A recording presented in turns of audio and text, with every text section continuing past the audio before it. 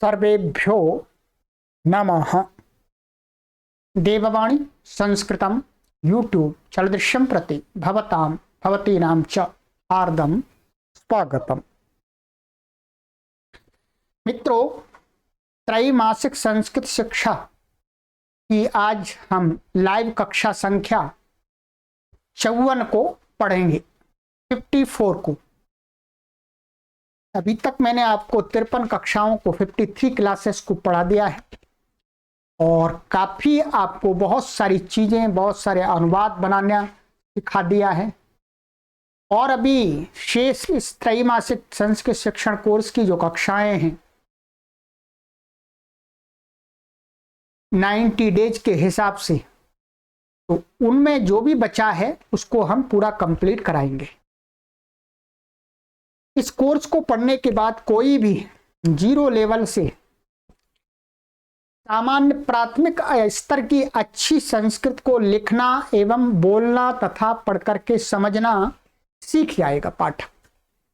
फिर इसके बाद हमारे पास सेकंड लेवल का कोर्स तैयार है, उस कोर्स को पढ़ें। फिर थर्ड लेवल का हमारे पास कोर्स तैयार है, उसको पढ़ें। तो इस प्रकार से 3 कोर्स को पढ़ने के बाद प्रत्येक पाठक संस्कृत भाषा का विशेषज्ञ बन जाता है, एक अच्छा मास्टर बन जाता है। संस्कृत की हर चीज को लिख सकता है, हर चीज को पढ़ करके समझ सकता है तथा किसी भी प्रकार से फ्लुएंसी से वो संस्कृत भाषा संभाषण कर सकता है संस्कृत भाषा में। तो इसके लिए अब हमने ऑनलाइन सबके लिए तैयार कर दिया है मित्रों। और सबसे बड़ी विशेषता ये है कि आप किसी भी प्लेटफॉर्म पर जाइएगा, ऑनलाइन चाहे ऑफलाइन, सब जगह आपसे शुल्क लिया जाता है पहले। परंतु देववाणी संस्कृतम यूट्यूब चैनल पर कोई आपसे शुल्क नहीं लिया जाता है। आप सहयोग करें ये अपेक्षा की जाती है, क्योंकि आप सभी बुद्धिमान लोग जानते हैं कि इसके संचालन में धन व्यय होता है, अर्थ खर्च होता है। बिना व्यय के तो कैसे ये सारी व्यवस्था बने। तो आप निरंतर इसमें सहयोग करते रहें। और ये कोर्स करोड़ों लोगों को संस्कृत सिखाने के लिए बना रहा हूं। 100 वर्ष से भी अधिक आपको संस्कृत सिखाता रहेगा। ये कोर्स एकदम आपको YouTube चैनल पर भी उपलब्ध है और देववाणी संस्कृतम ऐप के अंदर भी यह कोर्स उपलब्ध है मित्रों, ध्यान दीजिएगा। ऐप के अंदर भी आप इस कोर्स को पढ़ सकते हैं। ऐप के अंदर कोई आपको ऐसा ऐड आदि नहीं, ऐड से नहीं गुजरना पड़ता है, ठीक है। पर ऐप का अपना एक अलग सिस्टम है, वो अलग सिस्टम से काम करता है, ठीक है। तो मित्रों, ये हम जो कार्य कर रहे हैं, ध्यान दीजिएगा, हम किसी वर्ग विशेष के लिए, किसी समाज विशेष के लिए कार्य नहीं कर रहे हैं। हम संपूर्ण मानव जाति के लिए ये कार्य कर रहे हैं। इस कार्य से प्रत्येक मनुष्य लाभान्वित होगा। बहुत सारे संगठन आपने देखे होंगे, वो छोटे छोटे वर्गों के लिए कार्य करते हैं, ठीक है, कि ये हमारे जाति का संगठन है, हम अपनी जाति के लिए काम करेंगे। परंतु हम ऐसा नहीं कर रहे। हम सभी जातियों के लिए, अर्थात सभी मनुष्यों के लिए कार्य कर रहे हैं। हमारे इस कार्य के अंदर सभी लोग आ जाते हैं, सभी को इस कार्य से लाभ मिलता है, मिलेगा। इसलिए मित्रों, इस कार्य को मैं विस्तार देने जा रहा हूं। निरंतर आपसे हम निवेदन करते आ रहे हैं और आपके सहयोग से ही इसका मित्रों विस्तार हो सकता है। मित्रों, इसके विस्तार के लिए हमें आपके सहयोग की आवश्यकता है कि आप मासिक सदस्य बनिएगा। इस कक्षा के प्रत्येक पढ़ने वाले, देखिएगा, जबरदस्ती नहीं है किसी से भी, परंतु आपसे निवेदन किया जाता है कि संस्कृत भाषा के प्रचार प्रसार के लिए हमने ये साफ कर दिया, हम किसी वर्ग विशेष के लिए कार्य नहीं कर रहे, हम सब के लिए कार्य कर रहे हैं। हमारे लिए सभी एक समान है, हम सभी को विद्या दान दे रहे हैं। एकदम निस्वार्थ भाव से, निष्पक्ष होकर के एकदम सब के लिए विद्या दान दे रहे हैं। पूछा नहीं जाता है आपसे कि आप क्या हैं, आप क्या करते हैं, कहां से हैं, कुछ नहीं। आप आइएगा, और विद्या ग्रहण कीजिएगा, संस्कृत माता को पढ़िएगा। तो मित्रों, सभी पाठकों से मेरा निवेदन है कि आप स्वयं स्वेच्छा से, मेरी तरफ से कोई दबाव नहीं है, आप पढ़े आराम से पढ़िएगा और मेहनत से पढ़िएगा।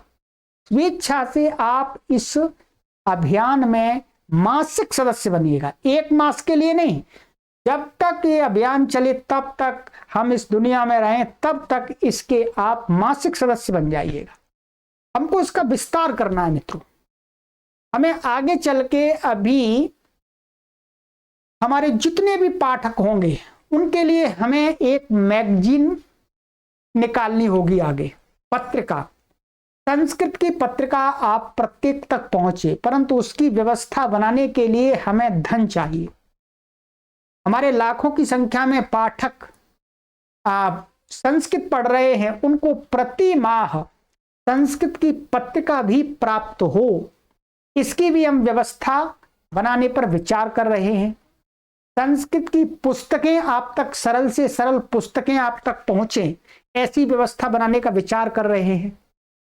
तो मित्रों, आप हमारी इस टीम में, ये किसी व्यक्ति एक का कार्य नहीं, ये मेरा नहीं है, मैं जैसे आप यहाँ पर है वैसे ही मैं हूं। ये एक समाज का काम है, समाज के लिए ही किया जा रहा है, समाज के लोगों के सहयोग से ही हो रहा है। इसमें मेरा कोई पैसा नहीं लगा है, मेरे पास पैसा है ही नहीं, मैं कहां से लगाऊंगा। आपका पैसा है, आपका पैसा समाज के कार्य के लिए, संस्कृत माता के प्रचार के लिए प्रयोग किया जा रहा है। हाँ, मैं इसका जिम्मेदारी लेता हूं कि आपके द्वारा दिया गया सहयोग में एकदम 100% ईमानदारी के साथ में इस कार्य में लगाऊंगा और किसी अन्य कार्य में नहीं लगाऊंगा, ये जिम्मेदारी लेता हूं मैं।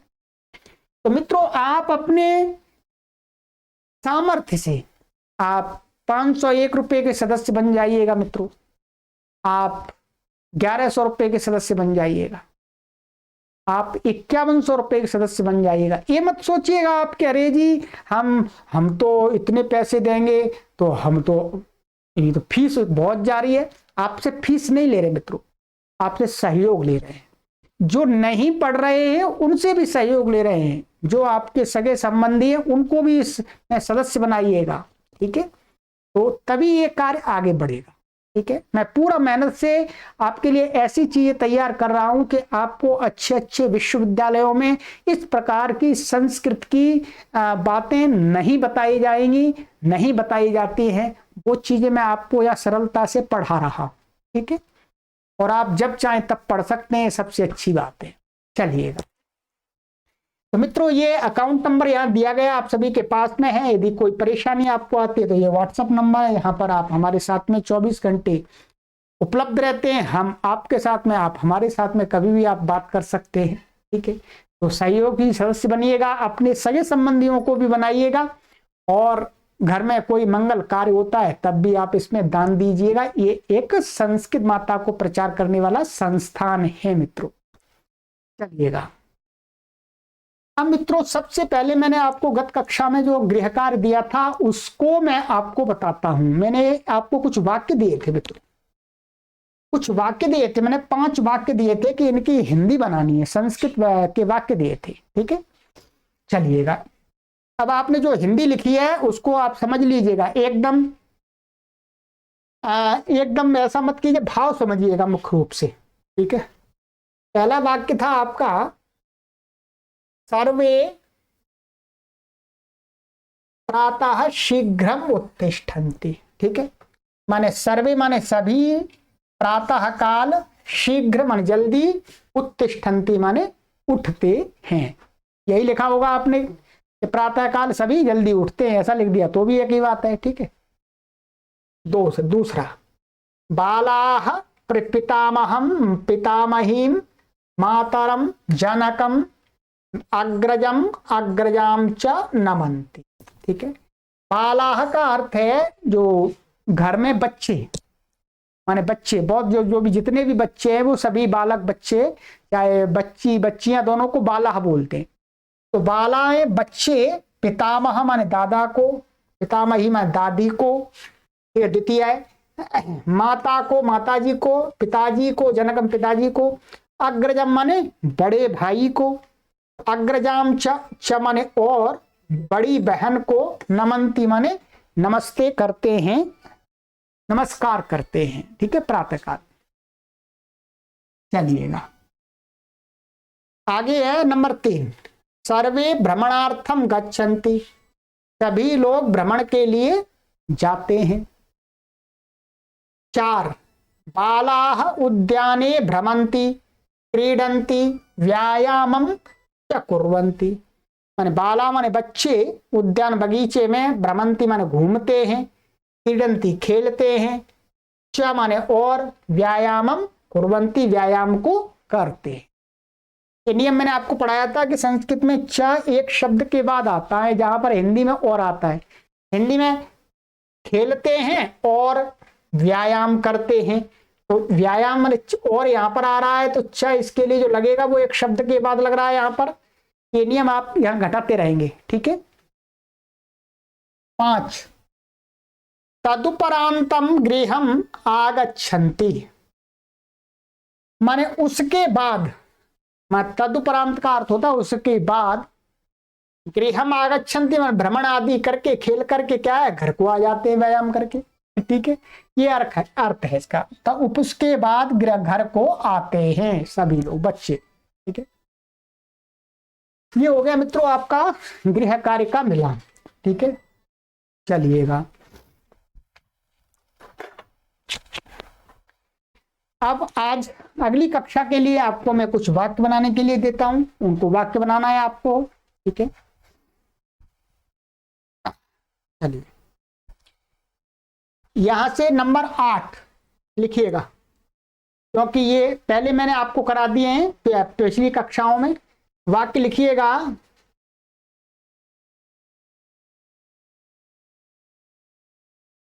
8वां, नहीं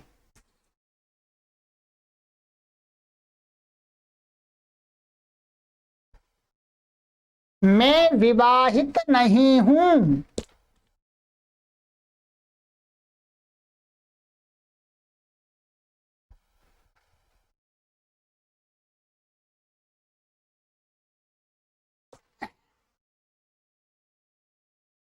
ये हो गया 8वां।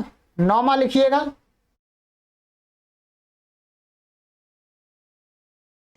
नहीं मैं विवाहिता नहीं हूं।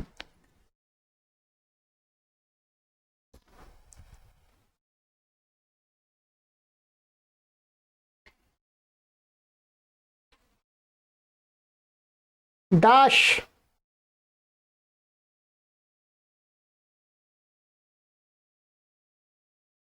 ये पुरुष, पुरुष को आपके,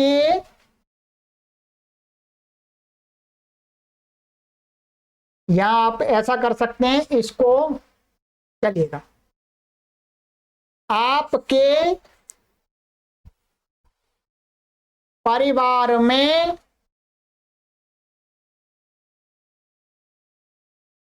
कौन कौन है।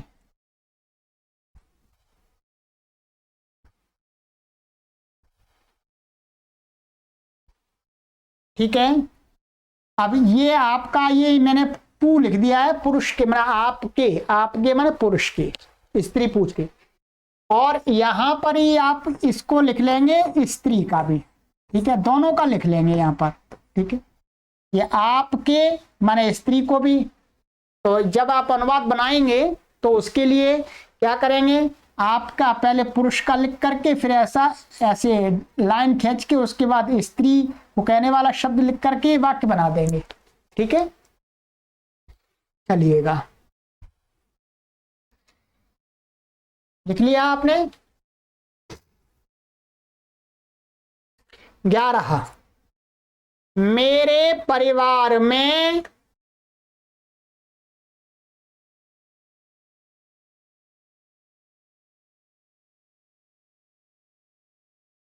मेरे पिता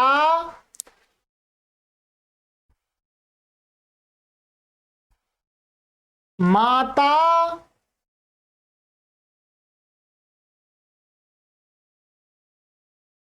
दादा दादी, एक बड़ा भाई,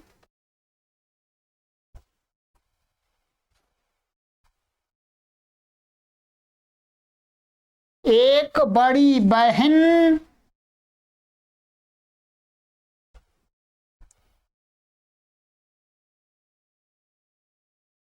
मेरी पत्नी,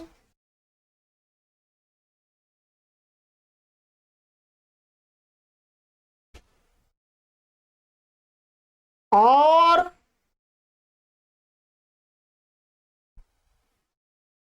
मेरे दो पुत्र हैं।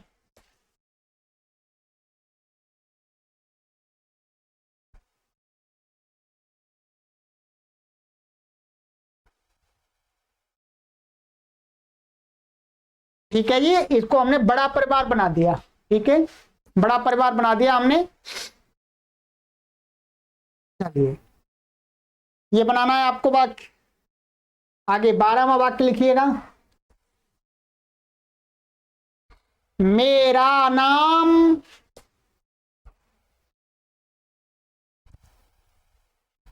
अब यहां पर आपका जो नाम है वो लिख लेना है, माने आपको अपना नाम लिखना है। ठीक है, माने मेरा नाम, जैसे मेरा नाम श्रवण कुमार है तो मामा नाम श्रवण कुमार अस्ति। आप अपना नाम लिखिएगा। ठीक है, आपको बनाना अपने आप साफ साफ। 13, मेरे पिता का नाम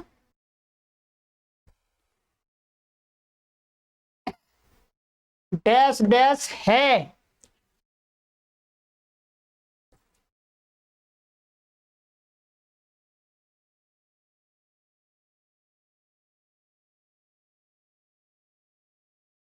मेरी माता का नाम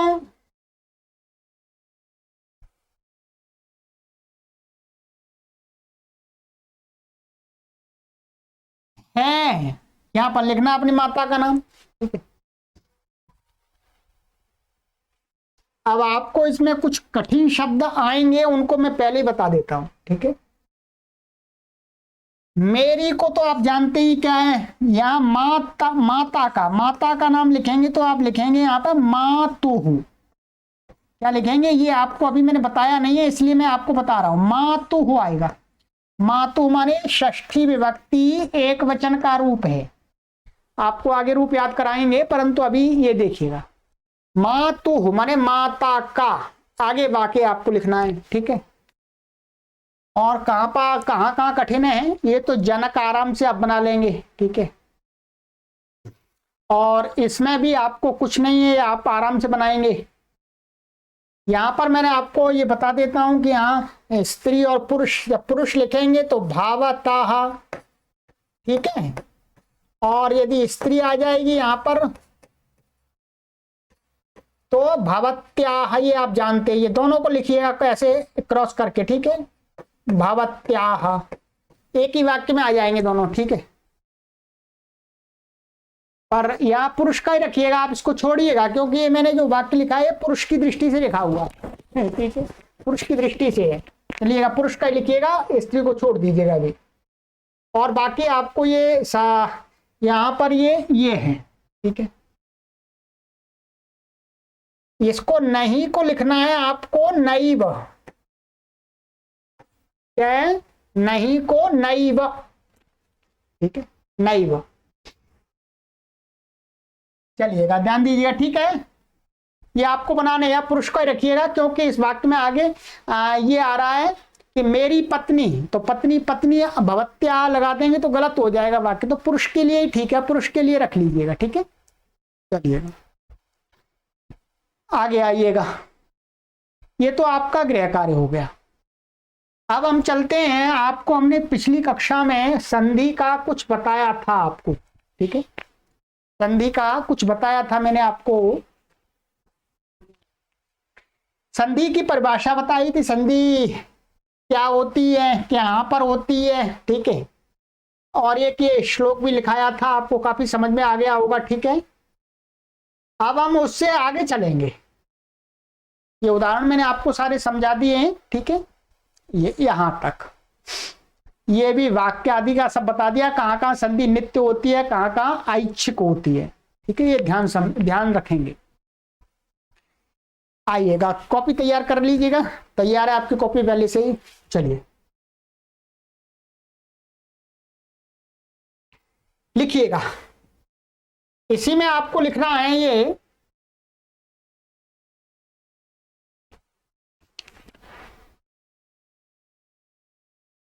संधि के कारण, लिखिएगा नीचे,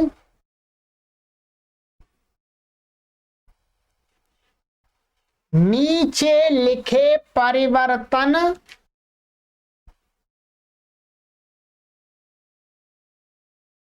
उपस्थित होते हैं।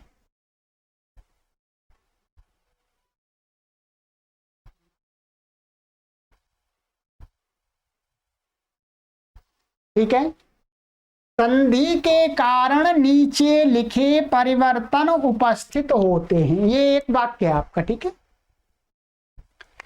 अब कौन कौन से परिवर्तन उपस्थित, परिवर्तन माने जब संधि करते हैं तो किस प्रकार से अक्षरों में परिवर्तन होने की संभावना होती है, क्योंकि संधि होती है तो उसमें कुछ अलग हो जाता है। जैसे मैंने आपको ये बताया था यहाँ पर, यहाँ संधि नहीं है, यहाँ संधि हो गई तो ये विसर्ग को ओ हो गया, और यहाँ ये संधि हो गई तो अनुस्वार को ऊंगा हो गया, परिवर्तन हो गया संधि होने से। उन्हीं के बारे में मोटा मोटा बता रहे हैं। ठीक, चलिएगा नंबर 1 लिखिएगा, इसमें लिखिएगा नंबर 1 इसमें लोप। लोप लिखिए, लोप। लोप का अर्थ होता है संस्कृत में, लोप माने वहां से हट जाना, कोई चीज है वहां से हट जाना। ठीक है, मानिएगा ये शब्द है राम। अब राम में क्या हुआ, हमने किसी सूत्र से, नियम से विसर्ग को हटा दिया, ऐसा बना दिया राम। अब ये क्या हो गया, यहां इस शब्द में राम विसर्ग का लोप हो गया। लोप माने हट गया। ठीक है, लोप तो जानते, लोप माने हटना। ठीक है, चलिएगा लिखिएगा लोप। प्रथम शब्द के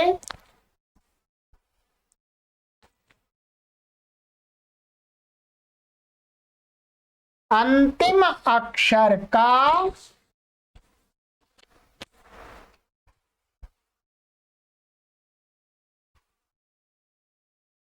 अथवा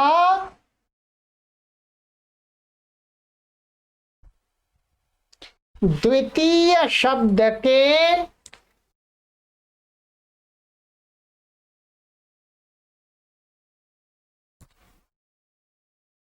प्रथम अक्षर का लोप होता है।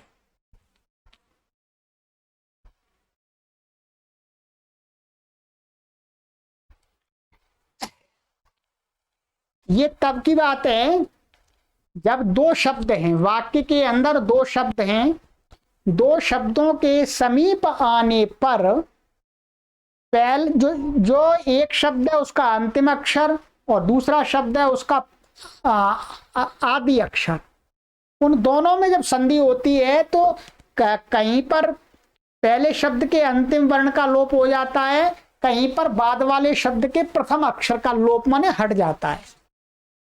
यथा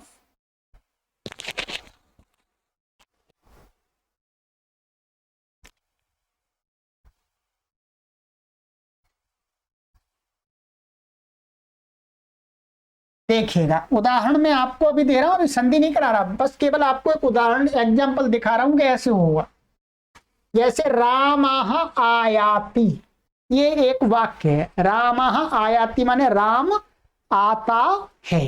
ठीक है, आयाति का अर्थ होता आता है। अब जब इसमें संधि करेंगे तो क्या हो जाएगा, क्या बन जाएगा, राम आयाति, ऐसे बन जाएगा। क्या बन गया, राम आयाति। तो इसमें क्या हुआ, जो ये पहला वाला शब्द था इसका जो अंतिम अक्षर क्या विसर्ग है, तो विसर्ग का यहां पर लोप हो गया, माने हट गया, हट गया। इसी प्रकार से अन्यत्र भी और भी होगा। दूसरा उदाहरण है, आप देखेंगे यहां पर दोषाः अस्ति। दोषाः अस्ति, जब इसकी संधि करेंगे, क्या करेंगे, संधि करेंगे, तो क्या बनता है, ये दोषोस्ति, दोषोस्ति। अब यहां पर देखिएगा, ये जो दूसरा अक्षर का जो आदि आ था, ये यहां पर है ही नहीं, हट गया यहां पर स्थिर रह गया, दोषोस्ति। ये तो अवग्रह चिन्ह है, ये ठीक है, इसका कोई अक्षर नहीं है। ये यहां पर ये दिखाने के लिए लगाया जाता है कि यहां पर आ था, अब नहीं है, ठीक है। तो यहां पर क्या हुआ, यहां पर बाद वाले शब्द के जो शुरू का अक्षर है उसका लोप हो गया। इस प्रकार से ये लोप का मैंने आपको बता दिया, ठीक है। संधियों में ऐसा होगा। राम आयाति लिखा मिलेगा तो उसका अर्थ होगा रामः आयाति। दोषोस्ति लिखा मिलेगा तो अर्थ होगा दोषः अस्ति, ठीक है। हाँ, तो अब जब तक आप संधि नहीं जानते हैं तो आपको समझ में नहीं आएगा, तो इसलिए संधि बहुत जरूरी है। चलिएगा आगे आइएगा।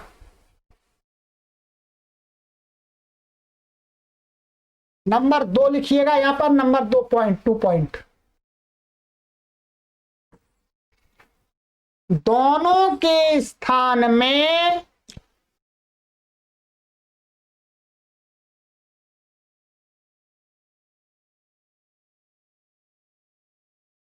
दोनों के स्थान में कोई नया वर्ण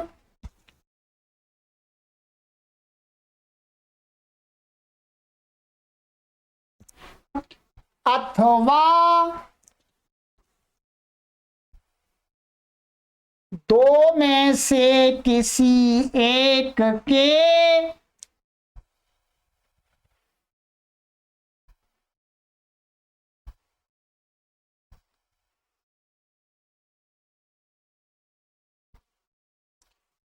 स्थान में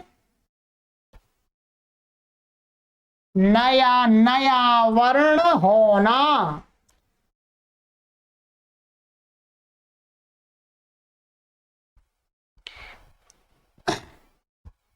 चलिएगा, यथा, यथा अभी बता रहे हैं आपको। कहते हैं कि दोनों के स्थान में, माने जब दो वर्णों में संधि होगी शब्दों के, माने दो दो शब्दों के अथवा एक शब्द में जो दो वर्णों में संधि होगी, तो वहां पर क्या होगा कि या तो उन दोनों वर्णों को हटा करके कोई नया तीसरा वर्ण आ जाता है, ठीक है। वो दोनों को हटा देते हैं और एक नया तीसरा ले आते हैं, तो कोई नया वर्ण हो गया, मतलब तीसरा वर्ण आ जाएगा, दोनों हट जाएंगे। अथवा दो में से किसी एक के स्थान में, दो वर्ण है उनमें से किसी एक के स्थान में नया आ जाएगा, वो एक हट जाएगा, ठीक है। क्या, एक हट जाएगा। वर्ण होना, यथा, यहां उदाहरण में देखेंगे तो आपको यहां मालूम पड़ जाएगा। देखिए, जैसे रमा प्लस ईशा, क्या, रमा प्लस ईशा क्या बनता है, रमेशा। अब यहां पर व्याकरण से नियम से संधि हुई आ की और ई की, तो ये दोनों हट गए। क्या आ गया यहां पर, ए आ गया, ये आ गया जी, ए आ गया। आ ई हट करके एक तीसरा ए आ गया, रमेशा बन गया, ठीक है। और देखिएगा, न्या नी अवसत, नी अवसत में जब संधि करेंगे तो न्यवसत बनता है। यहां पर क्या हुआ, ये एक वर्ण है, इससे ई के स्थान में क्या हो गया, या हो गया। ये एक ऐसा का ऐसा ही रहा, परंतु ये पूर्व में ई है, इसको क्या हो गया, या हो गया, न्यवसत। ये जो नियम बताया था वो घटा दिया मैंने आपको। इसी प्रकार से बहुत सारी जगह ऐसा होगा। चलिएगा और चलिए आगे।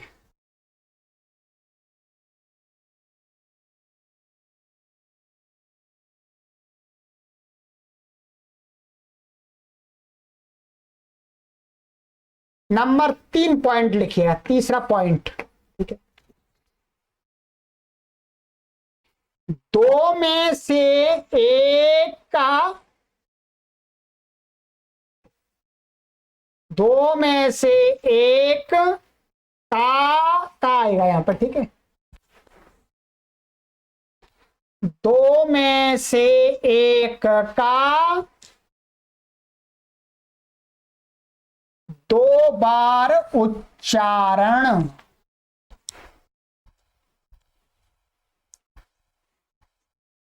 जब दो वर्णों की संधि होगी, आपस में दो ही वर्णों में संधि होती है, तो उसमें से क्या होगा, कहीं कहीं पर उनमें से एक वर्ण को दो बार उच्चारण कर दिया जाता है। क्या? दो बार।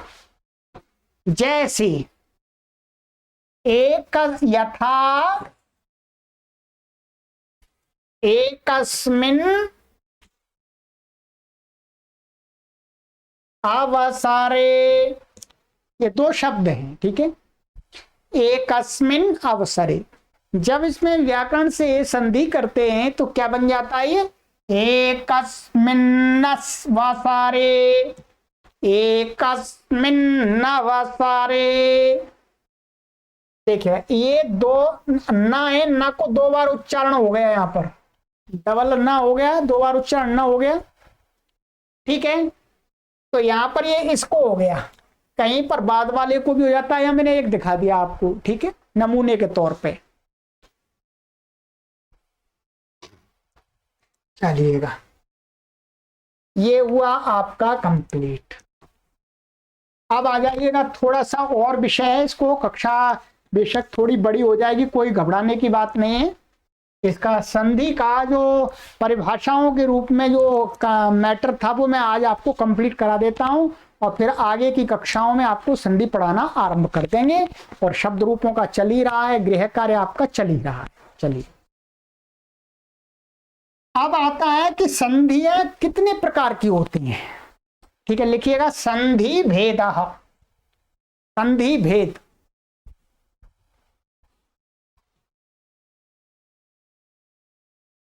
संधियों के भेद, ठीक है। लिखिएगा नंबर 1,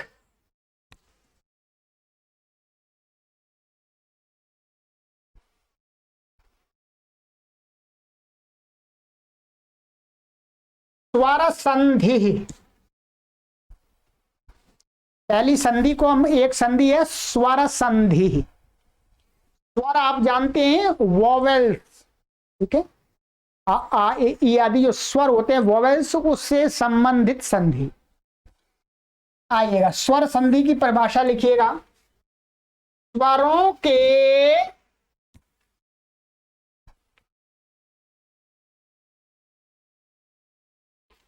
आपस में मिलने से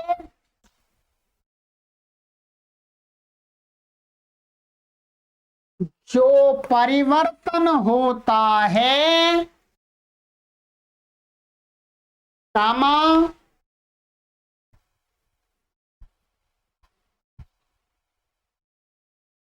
उसे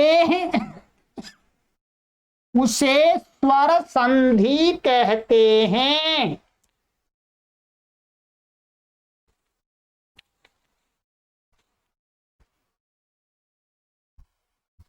यथा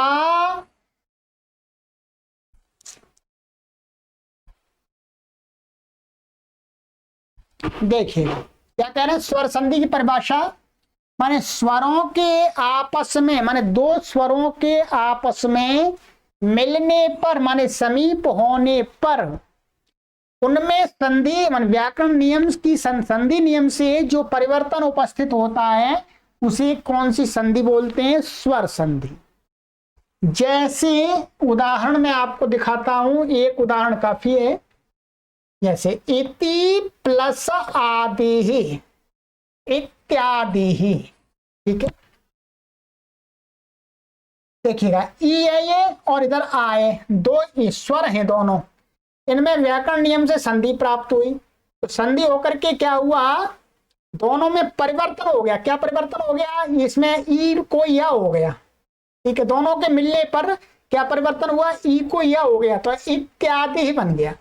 तो ये कौन सी संधि कहलाती है, ये स्वर संधि कहलाती है। इस प्रकार की संधि माने स्वरों के आपस में मिलने पर उसमें एक में अथवा दोनों में कोई परिवर्तन उपस्थित होता है तो वो स्वर संधि होती है। ठीक है, चलिएगा दूसरी संधि नंबर 2, व्यंजन संधि। लिखिएगा व्यंजन संधि, विसर्ग लगा लीजिएगा।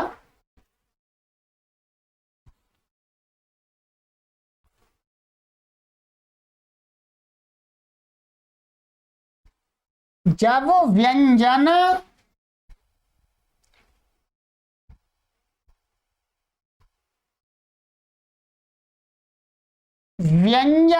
अथवा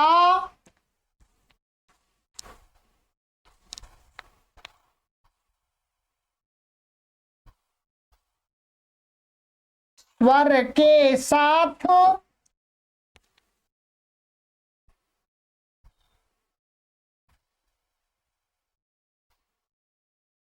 मिलता है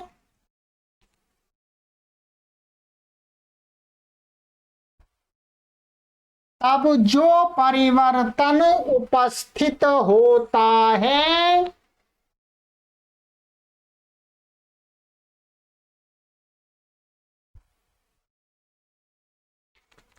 वह व्यंजन संधि कहलाती है।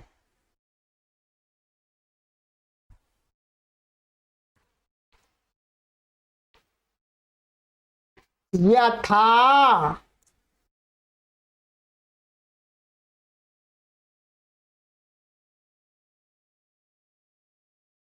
अब इसको समझ लीजिएगा। कहते हैं जब व्यंजन, व्यंजन माने कॉन्सोनेंट्स को हल भी बोलते, ठीक। जब व्यंजन किसी दूसरे व्यंजन, देखिए 2 बार व्यंजन लिखा है, व्यंजन कामा माने जब कोई व्यंजन दूसरे व्यंजन के साथ में अथवा किसी स्वर के साथ में, माने व्यंजन जरूर होना चाहिए, एक व्यंजन दूसरे व्यंजन के साथ अथवा किसी स्वर के साथ जब पास में होता है, समीप में होता है, मिलता है, निकट में होता है, तब जो उसमें व्यंजन में अथवा स्वर में जो कोई परिवर्तन उपस्थित होता है वह कौन सी संधि कहलाती है, व्यंजन संधि। ठीक है, व्यंजन संधि, इसको हल संधि भी कहते हैं। क्या कहते हैं, इसको हल संधि भी कहते हैं। क्योंकि व्याकरण में व्यंजन को ही हल भी कहते हैं, व्यंजन को हल कहा जाता है, स्वर को अच कहा जाता है। ठीक है, व्यंजन माने, अब धीरे धीरे आपको आगे ले चलना है, व्यंजन लिख लीजिएगा इस बात को आप। अभी संस्कृत व्याकरण में आपको ये 2 शब्द लिख लीजिएगा, बार बार इसको बोलेंगे। व्यंजन होता है, व्यंजन को हल भी कहते हैं, हल। क्या कहते हैं, हल। ठीक है, और स्वर को स्वर, वॉवेल्स को क्या कहते हैं, अच। ये 2 शब्द याद कर लीजिएगा। ठीक है, ये तो याद ही है आपको, अब ये भी याद कर लीजिएगा। व्यंजन का पर्यायवाची हल, स्वर का पर्यायवाची अच। अब हम हल कहेंगे तो आपको क्या समझना है, व्यंजन। अच कहेंगे तो क्या समझना है, स्वर, वॉवेल्स। ठीक है, चलिएगा, ये हुआ। तो कहते हैं वो उपस्थित होता है परिवर्तन, वो व्यंजन संधि कहलाती है। जैसे उदाहरण देखिएगा, ये सत प्लस चरित्रम, ध्यान दीजिएगा। ये क्या, सत माने ताए और ये चरित्रम माने चाहे, दोनों पास पास में, व्यंजन व्यंजन के साथ में। यहां पर जब संधि करेंगे व्याकरण के नियम से तो इस सत्ता को च हो जाता है, तो सच्चरित्रम बनता है। क्या बनता है, सच्चरित्रम।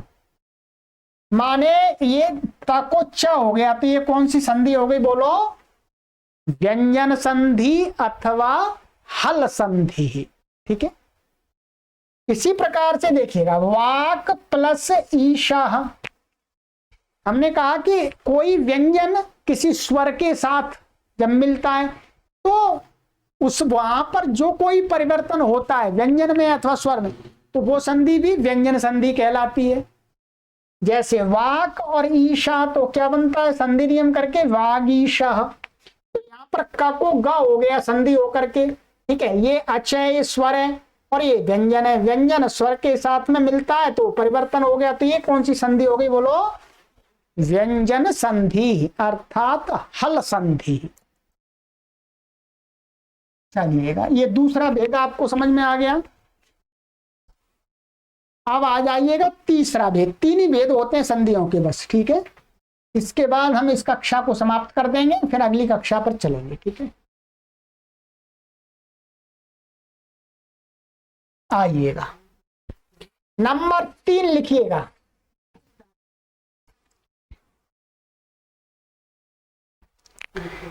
विसर्ग संधि।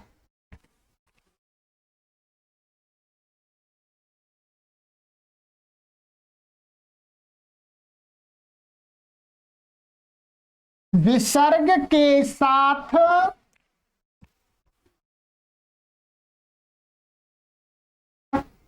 स्वर अथवा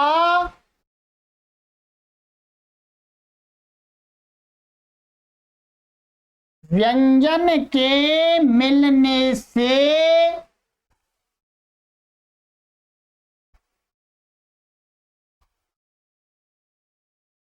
जो विकार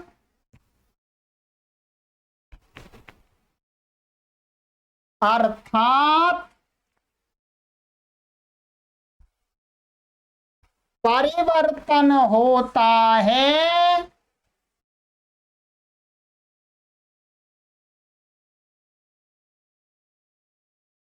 उसे विसर्ग संधि कहते हैं।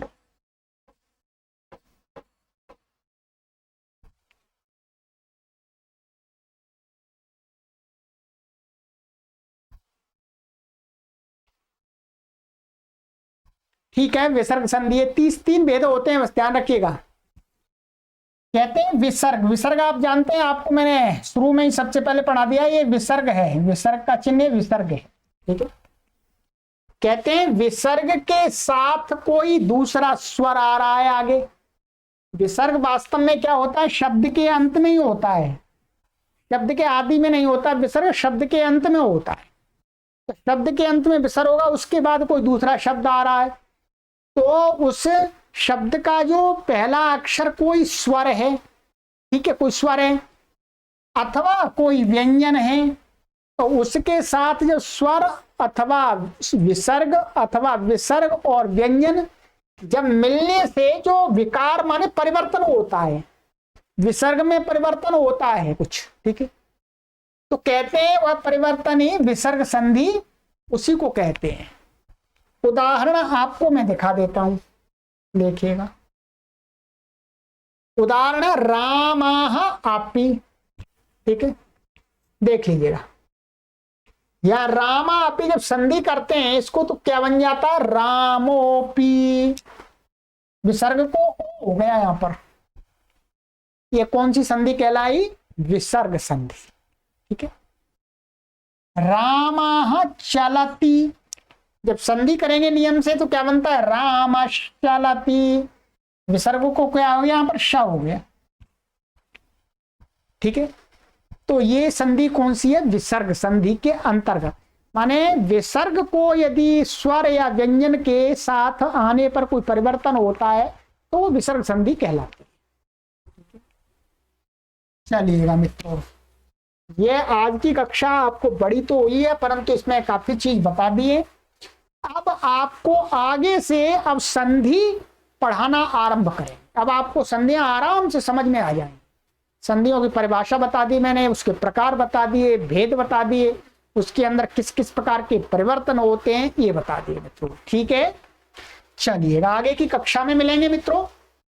और शुरू में भी हमने निवेदन किया था आपसे कि आप सदस्य बनिएगा, और ये स्टूडियो के लिए भी हमारा कार्य चल रहा है मित्रों, एक भव्य स्टूडियो जहां से संस्कृत माता का प्रचार प्रसार अच्छी प्रकार से हो सके मित्रों।